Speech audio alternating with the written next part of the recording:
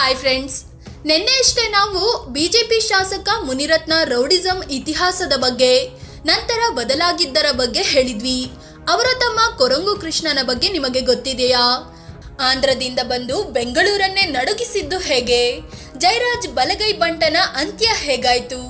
ಕೊರಂಗು ಅಂದ್ರೆ ಏನ್ ಗೊತ್ತಾ? ಈತನಿಗೆ ಕೊರಂಗು ಅನ್ನೋ ಬಿರುದು ಬಂದಿದ್ಯಾಕೆ? ಶಿವಣ್ಣನ ಓಂ ಚಿತ್ರದಲ್ಲಿ ಕೊರಂಗು ಕೃಷ್ಣ ನಟಿಸಿದ್ದು ಗೊತ್ತಾ? ಎಲ್ಲವನ್ನು ಈ ವಿಡಿಯೋದಲ್ಲಿ ಹೇಳ್ತೀವಿ. ಅದಕ್ಕೂ ಮುನ್ನ ನೀವಿನ್ನು ನಮ್ಮ ಚಾನಲ್ಗೆ ಸಬ್ಸ್ಕ್ರೈಬ್ ಆಗಿಲ್ಲ ಅಂದ್ರೆ ಈ ಕೂಡಲೇ ಆಗಿ ಪಕ್ಕದ ಗಂಟೆ ಗುರುತಿನ ಮೇಲೆ ಕ್ಲಿಕ್ ಮಾಡಿ. ಆಂಧ್ರದಿಂದ ಬಂದಿದ್ದ ಕೊರಂಗು ಕುಟುಂಬ.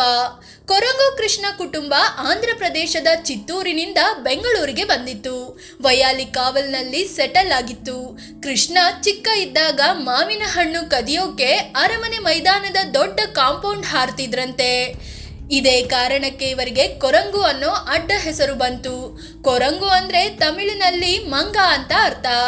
ಆದ್ರೆ ಮತ್ತೊಂದು ಕಥೆಯ ಪ್ರಕಾರ ಭೂಗತ ಜಗತ್ತಿಗೆ ಕಾಲಿಟ್ಟ ಬಳಿಕ ಒಂದು ಸಲ ಪೊಲೀಸರು ಹಿಡಿಯಲು ಬಂದಾಗ ಕೃಷ್ಣ ಓಡಿದ. ಕಟ್ಟಡದಲ್ಲಿ ಒಂದರಿಂದ ಒಂದಕ್ಕೆ ಹಾರುತ್ತಾ ಎಸ್ಕೇಪ್ ಆದ. ಇದನ್ನು ಕಂಡ ತಮಿಳು ಪೊಲೀಸ್ ಒಬ್ಬರು ಕೊರಂಗು ರೀತಿ ಹಾರ್ತಿದ್ದಾನೆ ಅಂದ್ರು. ಅಲ್ಲಿಂದಲೇ ಈತನಿಗೆ ಕೊರಂಗು ಕೃಷ್ಣ ಅನ್ನೋ ಹೆಸರು ಬಂತು ಅಂತ ಹೇಳಲಾಗುತ್ತೆ. 15ನೇ ವರ್ಷದಲ್ಲಿ ಭೂಗತ ಜಗತ್ತಿಗೆ ಎಂಟ್ರಿ. ಆಗಿನ್ನು 9ನೇ ಕ್ಲಾಸ್ನಲ್ಲಿ ಓದುತ್ತಿದ್ದ ಕೊರಂಗು ಕೃಷ್ಣಗೆ ಜಸ್ಟ್ 15 ವರ್ಷ ವಯಸ್ಸಾಗಿತ್ತು.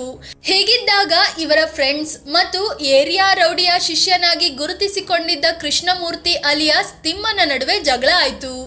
ಅದು ವಿಕೋಪಕ್ಕೆ ತಿರುಗಿ ಕೃಷ್ಣ ಮಚ್ಚು ಬೀಸಿ ತಿಮ್ಮನ ಹತ್ಯೆ ಮಾಡಿದ. ನಂತರ ಸ್ಯಾಂಕಿ ಕೆರೆಯಲ್ಲಿ ಮಚ್ಚು ಎಸೆದು ಮನೆಗೆ ಹೋಗಿದ್ದ. ಮರುದಿನ ಪೊಲೀಸರು ಅರೆಸ್ಟ್ ಮಾಡಿ ಜೈಲಿಗೆ ಹಾಕಿದ್ರು. ಅಲ್ಲಿ ಕಾಲಾ ಪತ್ತರ್, ಸ್ಟೇಷನ್ ಶೇಖರ್ ಅಂತ ದೊಡ್ಡ ದೊಡ್ಡ ರೌಡಿಗಳ ಸಂಪರ್ಕಕ್ಕೆ ಬಂದ ಕೃಷ್ಣ ಭೂಗತ ಜಗತ್ತಿಗೆ ಎಂಟ್ರಿ ಕೊಟ್ಟಿದ್ದ. ಜೈಲಿಂದ ಹೊರಗೆ ಬಂದ ಮೇಲೆ 1987ರಲ್ಲಿ ಜೇಡರಹಳ್ಳಿ ಕೃಷ್ಣಪ್ಪ ಮತ್ತು ರೌಡಿ ಬಲರಾಮರ ಪರಿಚಯವಾಯಿತು. ಕ್ಲೋಸ್ ಆದ್ರು. ಇದಾದ್ಮೇಲೆ ಆಂಧ್ರದ ಪೆನಗೊಂಡದಿಂದ ಬಾಂಬ್ ತಂದ ಕೊರಂಗು ಕೃಷ್ಣ ತನ್ನದೇ ಗ್ಯಾಂಗ್ ಕಟ್ಕೊಂಡು ಓಡಾಡೋಕೆ ಶುರು ಮಾಡ್ದ. ಡಾನ್ ಜಯರಾಜ್ಗೆ ಬಲಗೈ ಬಂಟನ ರೀತಿಯಾಗಿ ಫುಲ್ ಕ್ಲೋಸ್ ಆಗಿದ್ದ. ಸಿನಿಮಾದಲ್ಲೂ ನಟಿಸಿದ್ದ ಕೊರಂಗು ಕೃಷ್ಣ. ಜೈಲಿನಲ್ಲೇ ರೌಡಿ ಬಲರಾಮನಿಗೆ ಮುಹೂರ್ತ. 1989ರಲ್ಲಿ ಜಯರಾಜ್ ಅಂತ್ಯದ ಬಳಿಕ ಉಳಿದ ದೊಡ್ಡ ರೌಡಿಗಳ ಪೈಕಿ ಈ ಕೊರಂಗು ಕೃಷ್ಣ ಕೂಡ ಒಬ್ಬ. ನಂತರ 1995ರಲ್ಲಿ ತೆರೆಕಂಡ ಓಂ ಸಿನಿಮಾದಲ್ಲಿ ಹಲವು ನಿಜವಾದ ರೌಡಿಗಳು ಕೂಡ ನಟಿಸಿದ್ರು. ಅವರಲ್ಲಿ ಜೇಡರಹಳ್ಳಿ ಕೃಷ್ಣಪ್ಪ ಮತ್ತು ಕೊರಂಗು ಕೃಷ್ಣ ಕೂಡ ಇದ್ರು. ನೋಡಿ, ಇವರೇ ಜೇಡರಹಳ್ಳಿ ಕೃಷ್ಣಪ್ಪ ಮತ್ತು ಕೊರಂಗು ಕೃಷ್ಣ. ಅದೇ ವರ್ಷ ಕೊರಂಗು ಕೃಷ್ಣ ಮತ್ತೊಂದು ಕೇಸಲ್ಲಿ ಸುದ್ದಿಯಾದ. ಜಯರಾಜ್ ಮತ್ತು ಕೊತ್ವಾಲ್ ಕೂಡ ಹೆದರುತ್ತಿದ್ದ ರೌಡಿ ಅಂದ್ರೆ ಬಲರಾಮ. ಅಂತ ಬಲರಾಮ ಕೊರಂಗು ಕೃಷ್ಣನ ದೋಸ್ತ್ ತಿಮ್ಮೇನಹಳ್ಳಿ ತಮ್ಮಯ್ಯನಿಗೆ ನಿಂದಿಸಿದ್ದ. ಅಷ್ಟೇ ಕಾರಣಕ್ಕೆ ಜಿದ್ದಿಗೆ ಬಿದ್ದ ಕೊರಂಗು ಕೃಷ್ಣ ಬಲರಾಮನನ್ನು ಎತ್ತೋ ಶಪಥ ಮಾಡಿದ. ಆದ್ರೆ ಬಲರಾಮ ಆಗಾಗಲೇ ಜೈಲಿನಲ್ಲಿದ್ದ. ಆಗ ಸ್ಕೆಚ್ ಹಾಕಿದ ಕೊರಂಗು ಕೃಷ್ಣ ಜೈಲಿಗೆ ಮಸಾಲೆ ದೋಸೆಯಲ್ಲಿ ಚಾಕು ಚೂರಿಗಳನ್ನು ಕಳುಹಿಸಿದ. ತನ್ನ ಶಿಷ್ಯಂದಿರ ಮೂಲಕ ಬೆಂಗಳೂರು ಸೆಂಟ್ರಲ್ ಜೈಲಿನಲ್ಲೇ ಬಲರಾಮನನ್ನು ಎತ್ತಿಸಿಬಿಟ್ಟ. ಇದಾದ್ಮೇಲೆ ಕೊರಂಗು ಕೃಷ್ಣ ಮೋಸ್ಟ್ ವಾಂಟೆಡ್ ರೌಡಿ ಆಗಿಬಿಟ್ಟ. ಅಪಹರಣ, ದರೋಡೆ, ಸುಲಿಗೆಯಲ್ಲಿ ದೊಡ್ಡ ಹೆಸರು ಮಾಡಿದ. ಬಲರಾಮನ ಶಿಷ್ಯನಿಂದ ಬಚಾವ್. ಬಲರಾಮನ ಶಿಷ್ಯ ಹೆಬ್ಬೆಟ್ಟು ಮಂಜ ಕೊರಂಗು ಮೇಲೆ ದಾಳಿ ಮಾಡಿದ್ದ. ಆದ್ರೆ ಅವತ್ತು ಜೊತೆಗಿದ್ದ ದೀಪು ಸತ್ರೆ ಕೊರಂಗು ಕೃಷ್ಣ ಎಡಗೈ ಕಳೆದುಕೊಂಡ್ರು, ಜೀವ ಉಳಿತು. ಇದಾದ್ಮೇಲೆ ಮತ್ತೆ ಹೆಬ್ಬೆಟ್ಟು ಮಂಜ ತನ್ನ ಬಾಲ್ಯದ ಸ್ನೇಹಿತ ಅಶ್ರಫ್ಗೆ ಕೊರಂಗು ಎತ್ತಲು ಸುಪಾರಿ ನೀಡಿದ. ಅಶ್ರಫ್ ಹಾಗೂ ನದೀಮ್ ಇಬ್ಬರು ಕೇರಳದಿಂದ ಗನ್ ತರಿಸಿಕೊಂಡು ಕೊರಂಗು ಕೃಷ್ಣ ಹತ್ಯೆಗೆ ಸ್ಕೆಚ್ ಹಾಕಿದ್ರು. ಆದ್ರೆ ಸ್ಕೆಚ್ ಹಾಕಿದೋನು ಪೊಲೀಸರ ಕೈಗೆ ಸಿಕ್ಕಿದ್ರಿಂದ ಮತ್ತೊಮ್ಮೆ ಕೊರಂಗು ಬಚಾವಾಗಿದ್ದ. 50ಕ್ಕೂ ಹೆಚ್ಚು ಕೇಸ್, ಅರೆಸ್ಟ್. ಕೊರಂಗು ಕೃಷ್ಣನ ಮೇಲೆ 50ಕ್ಕೂ ಹೆಚ್ಚು ಕೇಸ್ಗಳಿದ್ದು 2011ರ ವೇಳೆಗೆ ಜೈಲು ಪಾಲಾಗಿದ್ದ. ಆದ್ರೆ ಜೈಲಿನಲ್ಲೂ ಈತನ ಐಷಾರಾಮದ ಜೀವನ ಮುಂದುವರಿದಿತ್ತು.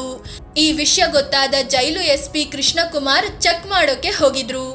ಆಗ ಇಬ್ಬರ ನಡುವೆ ವಾಗ್ವಾದ ನಡೆದು ಕೊರಂಗು ಕೃಷ್ಣ SPಗೆ ಹೊಡೆಯಲು ಹೋಗಿದ್ದ.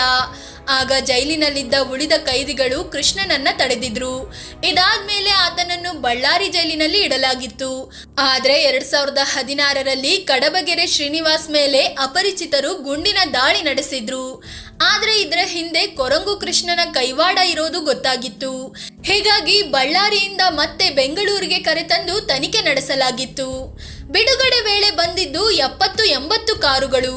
2017ರಲ್ಲಿ ಕೊರಂಗು ಕೃಷ್ಣ ಜಾಮೀನಿನ ಮೇಲೆ ಬಿಡುಗಡೆಯಾದಾಗ ಅವನನ್ನು ಕರೆದೊಯ್ಯಲು 70-80 ಕಾರುಗಳು ಬಂದಿದ್ವು. ಕಾರುಗಳು ಸಾಗುವಾಗ ಯಾವ ಕಾರಿನಲ್ಲಿ ಕೊರಂಗು ಇದ್ದಾನೆ ಅನ್ನೋದು ಕೂಡ ಗೊತ್ತಾಗಿರ್ಲಿಲ್ಲ. ಹೀಗೆ ಬಿಡುಗಡೆಯಾದ ಕೊರಂಗು ಕೃಷ್ಣ ಸೀದಾ ಆಂಧ್ರ ಪ್ರದೇಶದ ಚಿತ್ತೂರಿಗೆ ಹೋಗಿ ನೆಲೆಸಿದ. ತೋಟ ಮಾಡಿಕೊಂಡು ತನ್ನ ಪತ್ನಿಯ ಜೊತೆ ನೆಮ್ಮದಿಯ ಜೀವನ ನಡೆಸಬೇಕು ಅನ್ಕೊಂಡಿದ್ದ. ಆದ್ರೆ ಈ ನಡುವೆ ಮಧುಮೇಹ ಮತ್ತು ಬಿಪಿಯಿಂದ ಬಳಲುತ್ತಿದ್ದ ಕೊರಂಗು ಕೃಷ್ಣಗೆ ಕರಳು ಬೇನೆ ಬಂತು. ಹೀಗಾಗಿ 2020ರ ಜೂನ್ 19ರಂದು ಪ್ರಾಣ ಕಳ್ಕೊಂಡ. ಫ್ರೆಂಡ್ಸ್, ಹೀಗೆ ಕೊರಂಗು ಕೃಷ್ಣ ಸಣ್ಣ ವಯಸ್ಸಲ್ಲೇ ಭೂಗತ ಜಗತ್ತಿಗೆ ಬಂದು ಸುಮಾರು 30ಕ್ಕೂ ಹೆಚ್ಚು ಸಲ ಪೊಲೀಸರಿಂದ ಬಂಧನಕ್ಕೆ ಒಳಗಾಗಿದ್ದ. ಆದ್ರೆ ಶಾಸಕ ಮುನಿರತ್ನ ಮಾತ್ರ ಮೊದಲಿನಿಂದಲೂ ತಮ್ಮ ಸಹೋದರನಿಂದ ಅಂತರ ಕಾಯ್ದುಕೊಂಡೇ ಬಂದಿದ್ದಾರೆ. ಇದಾಗಿತ್ತು ಕೊರಂಗು ಕೃಷ್ಣನ ಬಗ್ಗೆ ತಿಳಿಸಿಕೊಡುವ ಪ್ರಯತ್ನ. ಈ ಪ್ರಯತ್ನ ಇಷ್ಟ ಆಗಿದ್ರೆ ನಮ್ಮ ಚಾನೆಲ್ಗೆ ಸಬ್ಸ್ಕ್ರೈಬ್ ಆಗಿ, ಪಕ್ಕದ ಗಂಟೆ ಗುರುತಿನ ಮೇಲೆ ಕ್ಲಿಕ್ ಮಾಡಿ. ಧನ್ಯವಾದ.